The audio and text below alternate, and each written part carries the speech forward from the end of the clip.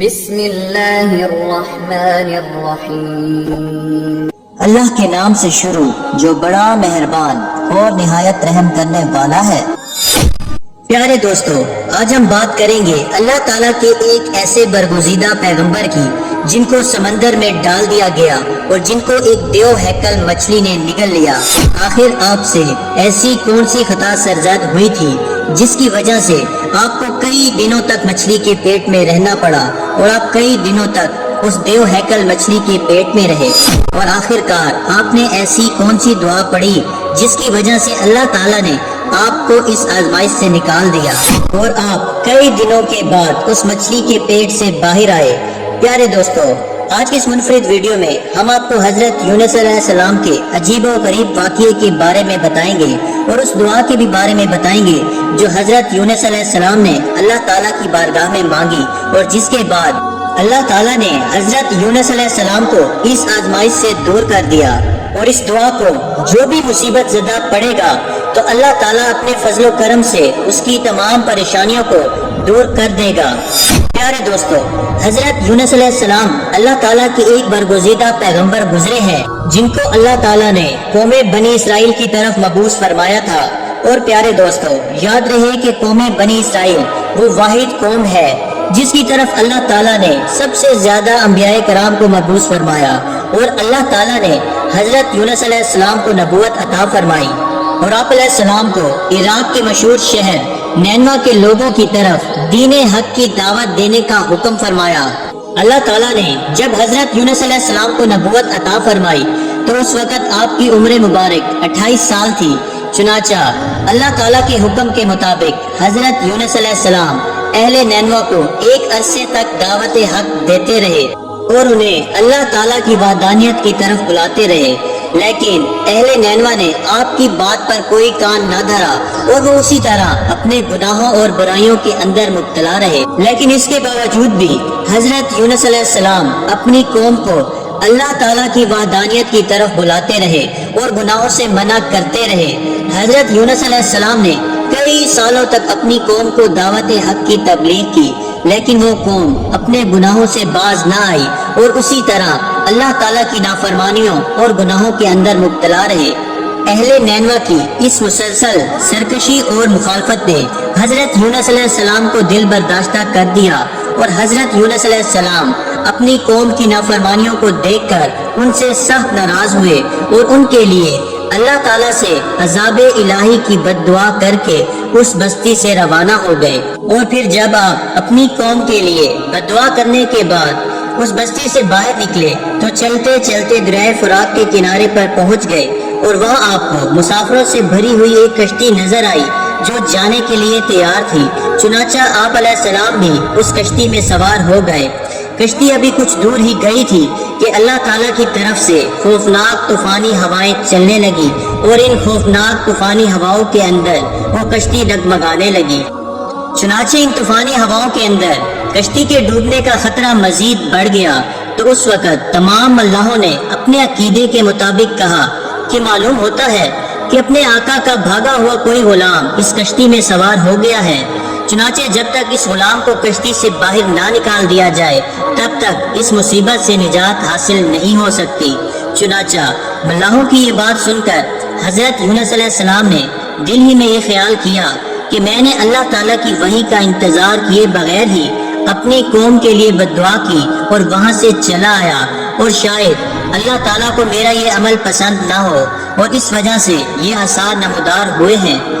چنانچہ یہ منظر دیکھ کر حضرت یونس علیہ السلام نے ان ملاحوں سے کہا کہ میں ہی وہ بھاگا ہوا غلام ہوں جو اپنے آقا سے بھاگ کر یہاں اس کشتی پر سوار ہوا ہے۔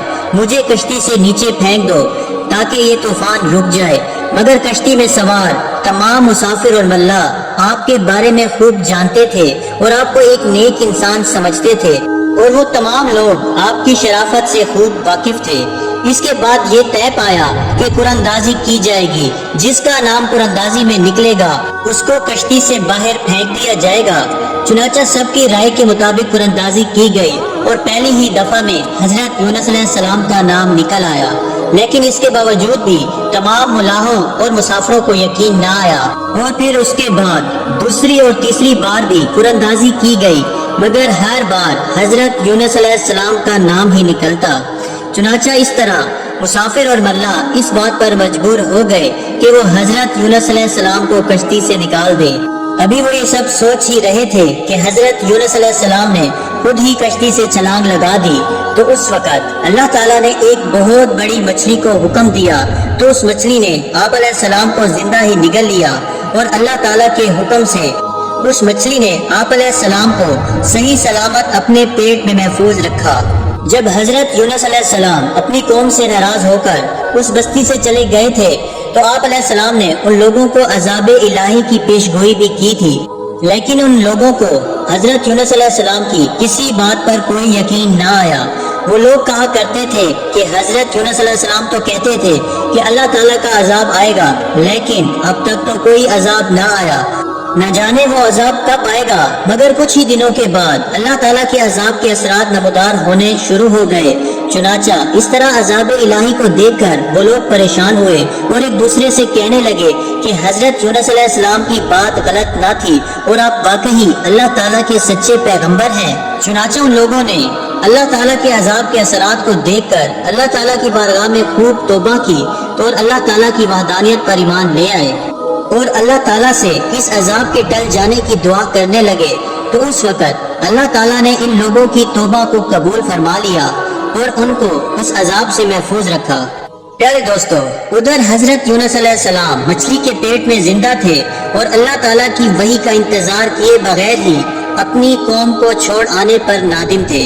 تو اس وقت حضرت یونس علیہ السلام نے اللہ تعالیٰ کی بارگاہ میں اپنی خطا کی معافی کے لیے یہ دعا پڑھی: لا إله إلا أنت سبحانك إني كنت من الظالمين۔ ترجمہ: اے رب العالمین، تیرے سوا کوئی معبود نہیں، تو ہی یکتا ہے اور میں تیری پاکی بیان کرتا ہوں، بے شک میں خود ہی ظالم ہوں۔ چنانچہ جب اللہ تعالیٰ نے حضرت یونس علیہ السلام کی یہ درد بھری دعا سنی تو اس دعا کو اپنی بارگاہ میں قبول فرمایا اور حضرت یونس علیہ السلام کو اس آزمائش سے نجات دی۔ اس وقت اللہ تعالیٰ نے مچھلی کو حکم دیا کہ وہ حضرت یونس علیہ السلام کو صحیح سلامت دریا کے کنارے پر ڈال دے۔ تو اس وقت اس مچھلی نے اللہ تعالیٰ کے حکم کی تعمیل کرتے ہوئے حضرت یونس علیہ السلام کو ساحل کے کنارے پر ڈال دیا، اور اس طرح حضرت یونس علیہ السلام 40 دن تک مچھلی کے پیٹ میں رہے، اور 40 دن کے بعد اللہ تعالیٰ نے آپ کی یہ دعا قبول فرمائی اور اس آزمائش سے آپ کو نجات بخشی۔ جب آپ مچھلی کے پیٹ سے باہر آئے تو آپ کی حالت بہت کمزور تھی اور آپ زمین پر گر گئے۔ تو اس وقت اللہ تعالیٰ نے آپ کے قریب ہی ایک بیل اگائی اور آپ اس کے سائے میں آرام کرنے لگے، جس سے آپ کی طبیعت کچھ بہتر ہوئی۔ تو آپ علیہ السلام نے اس درخت کے سائے میں ایک جھوپڑی بنائی اور اس جھوپڑی میں رہنے لگے۔ چنانچہ کچھ عرصے کے بعد وہ بیل سوکھنے لگی، اور یہ ماجرا دیکھ کر حضرت یونس علیہ السلام بہت پریشان ہوئے اور دکھی ہوئے، کیونکہ حضرت یونس علیہ السلام اس بیل سے بہت محبت کرنے لگ گئے تھے۔ تو اس وقت اللہ تعالیٰ نے حضرت یونس علیہ السلام کی طرف ایک وحی بھیجی کہ اے یونس، تمہیں اس بیل کے سوکھنے کا بہت افسوس ہوا، جو کہ ایک معمولی اور حقیر چیز ہے، لیکن اپنی قوم کو چھوڑتے ہوئے یہ نہ سوچا کہ نینوا میں بسنے والے 1,00,000 انسانوں اور اس کے علاوہ لاتعداد حیوانوں اور جانداروں کو ہلاک کرنے میں ہمیں ناگواری نہ ہوتی؟ کیا ہم ان کے لیے اس سے بھی زیادہ مہربان نہ ہوتے جتنا تم اس بیل کے لیے ہوئے ہو؟ اور آپ وہی کا انتظار کیے بغیر ہی اپنی قوم کو چھوڑ کر چلے آئے۔ ایک نبی کی یہ شان نہیں کہ وہ اپنی قوم کو بد دعا کر کے نفرت کی وجہ سے ان سے جدا ہونے میں جلدی کرے اور وہی کا انتظار بھی نہ کرے۔ پھر اللہ تعالیٰ نے حضرت یونس علیہ السلام کو یہ حکم دیا کہ وہ دوبارہ نینوا جائیں اور وہاں پر رہ کر نینوا کے لوگوں کو دین حق پہنچائیں۔ چنانچہ اس وقت حضرت یونس علیہ السلام اللہ تعالیٰ کے حکم کے مطابق نینوا کی طرف دوبارہ تشریف لے گئے، اور انہوں نے حضرت یونس علیہ السلام کی آمد پر بہت خوشی کا اظہار کیا، اور پھر حضرت یونس علیہ السلام سے دین کی تبلیغ حاصل کرنے لگے۔ اللہ تعالیٰ سے دعا ہے کہ اللہ تعالیٰ ہمیں بھی نیک اعمال کرنے کی توفیق عطا فرمائے اور برے اعمال سے محفوظ فرمائے۔ اسی طرح کی معلوماتی ویڈیوز دیکھنے کے لیے ہمارے چینل کو سبسکرائب ضرور کریں۔ جزاک اللہ۔